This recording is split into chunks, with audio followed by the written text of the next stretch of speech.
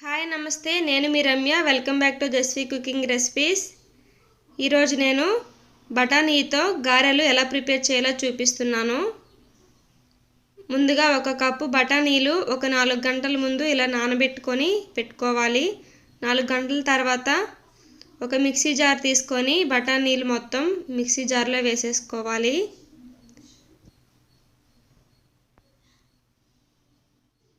వేసుకొని కొంచెం బరకగా గ్రైండ్ చేసుకోవాలండి.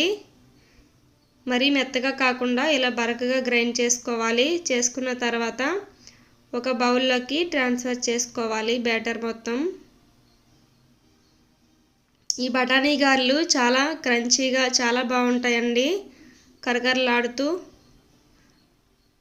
తింటుంటే ఇంకా తినాలనిపిస్తాయి. వేసుకున్న తర్వాత ఒక మీడియం సైజు ఆనియన్, 3 పచ్చిమిర్చి, కొంచెం కరివేపాకు, కొంచెం కొత్తిమీర, 1 స్పూన్ అల్లం ముక్కలు వేసుకోవాలి. తర్వాత 1 స్పూన్ జీలకర్ర, 1 స్పూన్ సాల్ట్ వేసుకోవాలి. వేసుకొని వీటన్నిటిని బాగా కలిసేలా కలుపుకోవాలి.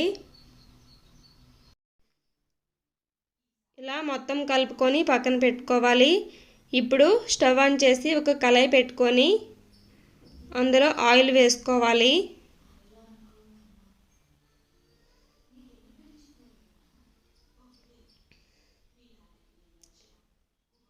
నేను సన్ఫ్లవర్ ఆయిల్ వాడుతున్నానండి.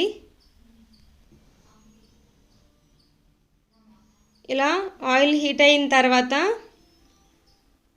గారెలు వేసేసుకోవాలి. కొంచెం వేసుకొని ఆయిల్ హీట్ అయిందో లేదో చెక్ చేసుకుందాం.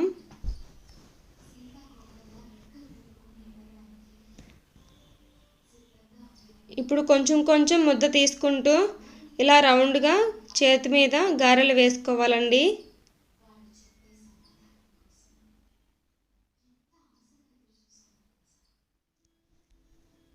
చాలా బాగుంటాయి, టేస్టీగా కూడా ఉంటాయండి ఈ బఠానీ గారెలు.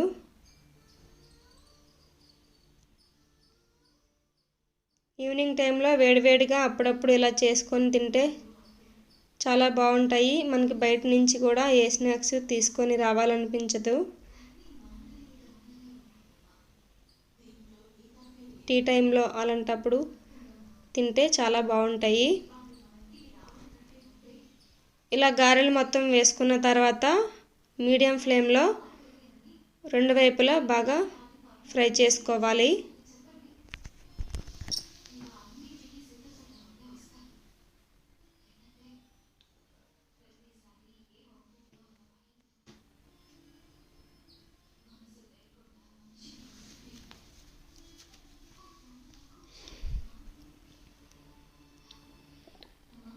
ఈ బఠానీలు హెల్త్కి కూడా చాలా మంచిదండి. ఇందులో చాలా ప్రోటీన్స్, విటమిన్స్ ఉంటాయి. ఫైబర్ కూడా ఎక్కువగా ఉంటుంది.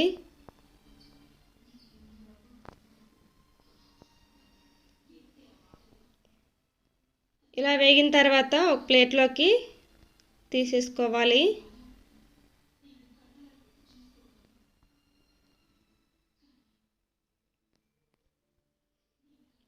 మళ్ళీ అలాగే ఇంకొక వాయి కూడా వేసుకొని 2 వైపులా ఫ్రై చేసుకోవాలి.